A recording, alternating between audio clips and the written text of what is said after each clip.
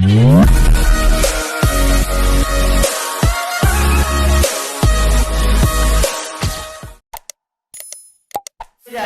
की क्लास में आप सभी स्टूडेंट इलेक्ट्रोकेमिस्ट्री का एनसीईआरटी प्रॉब्लम्स बनाने जा रहे हैं। ये सारे प्रॉब्लम आपके कॉन्सेप्ट को अच्छे से और क्लियर कर देंगे, क्योंकि प्रॉब्लम भी एक माध्यम होता है कॉन्सेप्ट को समझने का। जैसे एनसीईआरटी का ये सारा क्वेश्चन काफी कॉन्सेप्चुअल है। सबसे पहले हम लोग देखते हैं एनसीईआरटी प्रॉब्लम नंबर 3.1।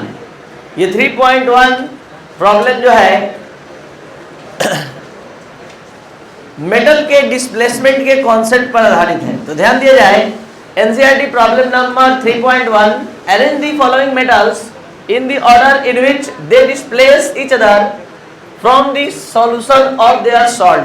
आपने इलेक्ट्रोकेमिकल सीरीज में एक एप्लीकेशन नंबर 9 पढ़ा था कि किसी मेटल के सॉल्ट के सॉल्यूशन से उस मेटल को तभी कोई डिस्प्लेस कर सकता है जब आने वाले मेटल का एसआरपी उससे कम हो, यानी लेस एसआरपी वाला मेटल ही हाई एसआरपी वाले मेटल को डिस्प्लेस कर सकता है। और रहा बात डिस्प्लेसमेंट पावर का, किसी मेटल के सॉल्ट से मेटल को डिस्प्लेस करने का एक लाइन का कॉन्सेप्ट, जिस मेटल का एसआरपी जितना ही कम होगा उसके पास सबसे ज्यादा डिस्प्लेसमेंट पावर होगा। तो बोर्ड पर थोड़ा ध्यान बनाया जाए। 5 मेटल है आपके सामने, पांचों का जल्दी जल्दी सॉल्ट बना दीजिए। Al2SO4 का whole thrice, CuSO4, FeSO4, LgSO4, ZnSO4।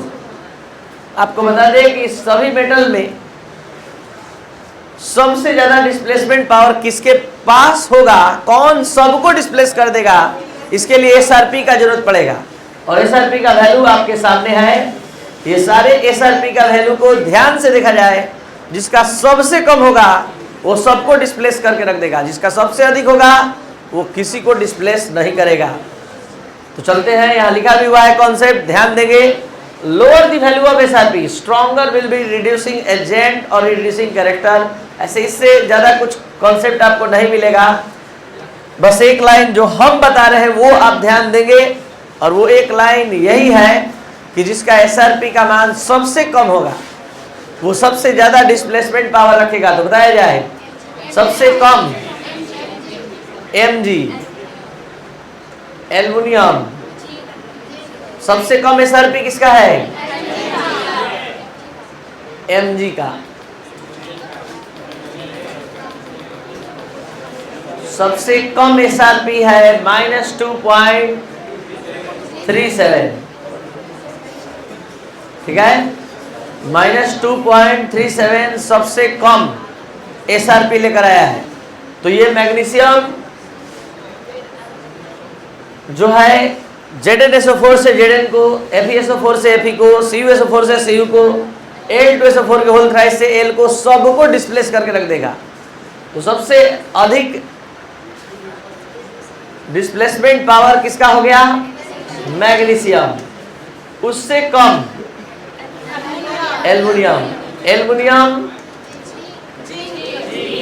Zinc, Fe, copper. अब जो स्टूडेंट इसको नहीं समझ पाए, जरा ध्यान से समझने का प्रयास करेंगे ये क्या लिखा हुआ है। अब इसको फिर से समझिए। यहां पर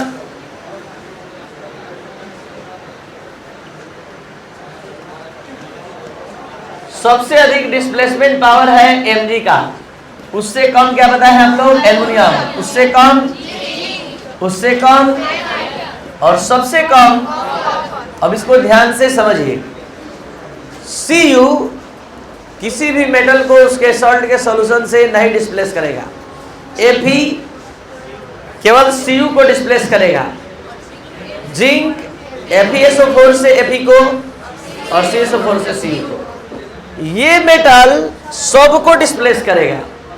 अपने पीछे वाले सारे मेटल को उसके सॉल्ट के सॉल्यूशन से डिस्प्लेस कर देगा। जो स्टूडेंट नहीं समझ पा रहे हैं, एक रिएक्शन स्पेशली आपको दे रहे हैं समझने के लिए। जैसे Zn को FeSO4 में या Zn को CuSO में, तो यहाँ पर FeSO4 लिख दिया हमने, और यहाँ Zn प्लस CuSO4, दोनों सॉल्ट के सॉल्यूशन से ये मेटल को डिस्प्लेस कर देगा।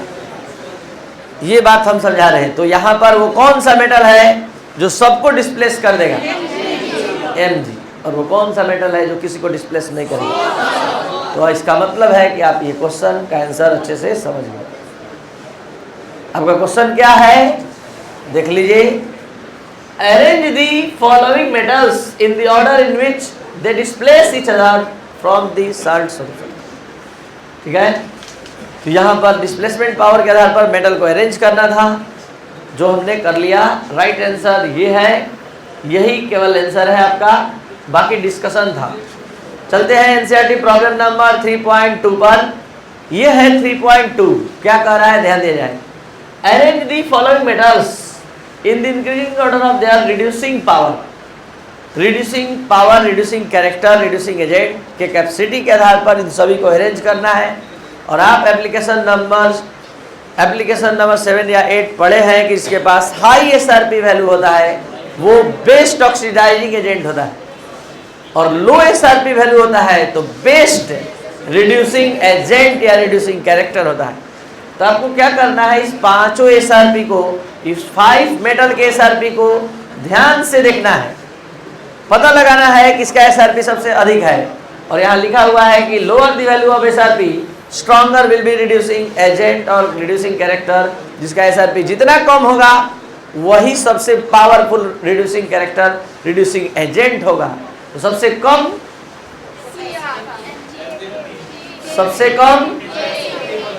पोटेशियम, सबसे ज्यादा रिड्यूसिंग पावर पोटेशियम में होगा। उससे कम क्रोमियम, उससे कम Hg, और सबसे कम सिल्वर में सबसे कम रिड्यूसिंग कैरेक्टर होगा। एक बार सभी स्टूडेंट ध्यान से इस क्वेश्चन को समझ लें। कर रहा है ये क्वेश्चन कि इन सभी मेटल्स को उनके रिड्यूसिंग कैरेक्टर के आधार पर, रिड्यूसिंग पावर के आधार पर अरेंज कीजिए। तो इलेक्ट्रोकेमिकल सीरीज का एप्लीकेशन हमें ये बतलाता है कि जिसका एसआरपी का वैल्यू जितना ही कम होता है वो स्ट्रॉन्गर रिड्यूसिंग एजेंट होता है और स्ट्रॉन्गर रिड्यूसिंग कैरेक्टर रखने वाला होता है। तो यहाँ पर हम पता करेंगे कि इसका एसआरपी सबसे कम, जिसका सबसे कम उसका रिड्यूसिंग कैरेक्टर सबसे अधिक, जिसका एसआरपी सबसे अधिक उसका रिड्यूसिंग कैरेक्टर। तो यहाँ माइनस में सबसे अधिक वैल्यू लेकर आया है पोटेशियम, यही सबसे कम एसआरपी है। उससे कम एसआरपी, उससे अधिक एसआरपी किसका है, तो उससे अधिक है मैग्नीशियम। और सबसे अधिक एसआरपी किसका है, तो वो है सिल्वर। इसलिए सिल्वर का रिड्यूसिंग कैरेक्टर सबसे कम। चलते हैं एनसीईआरटी का प्रॉब्लम नंबर 3.3 करने। 3.3 आप सभी स्टूडेंट को इतना ज़्यादा हम कैपेसिटी दे चुके हैं कि आप जो पिछले लेक्चर में 15 क्वेश्चन का सेट बनाए थे, 10 या 15 क्वेश्चन का, उसी में से 3 क्वेश्चन ये है। और साथ साथ सेल डायग्राम भी दे दिया गया है ताकि आप आराम से, या सेल डायग्राम बल्कि नहीं दिया है, यहाँ आप सेल डायग्राम जो है खुद से कंस्ट्रक्ट करेंगे और आप इस सेल रिएक्शन से सेल डायग्राम ट्रांसलेट करेंगे। सेल डायग्राम से सेल रिएक्शन से सेल डायग्राम, दोनों आपको आना चाहिए अगर आप क्वेश्चन बनाने चल दिए तो। ये है सेल रिएक्शन। ये सेल रिएक्शन ध्यान से देखिए, देखने से पता चल गया कि ये लॉस कर रहा है, देखने से पता चल गया गेन कर रहा है। इसको बना दीजिए एनोड, इसको बना दीजिए कैथोड। इलेक्ट्रॉन का फ्लो सामने है, अब क्वेश्चन पढ़ेंगे और बनेगा। Which of the electrode is negatively charge. आप सभी को हमारा लोन दिया हुआ याद है, ठीक है। तो निगेटिव वही होता है जो लेफ्ट में होता है, और लेफ्ट में कौन है, आंसर होगा zinc electrode negatively charge. The carrier of current in the cell, electron का कैरियर, इलेक्ट्रॉन का फ्लो बताना है। करंट का फ्लो, इलेक्ट्रॉन का फ्लो Zn2, और ये करंट ऑफ सेल, करंट बताना है। तो just opposite answer Ag2 Zn। Individual reaction at each electrode, जिसके आप माहिर एकदम हो चुके हैं कि दोनों का अलग अलग oxidation half reaction, reduction half reaction बोलना है, जो देखते देखते आपके पास बोलने का कैपेसिटी है। जाइए ए नोट पर बोल दीजिए रिएक्शन।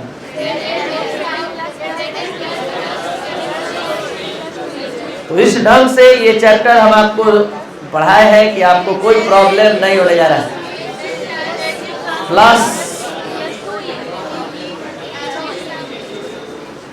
अगर यहाँ पर आप 2AG प्लस लेते हैं तो 2 ही लिखेंगे, यहाँ 2 लिखेंगे, बात एक ही है।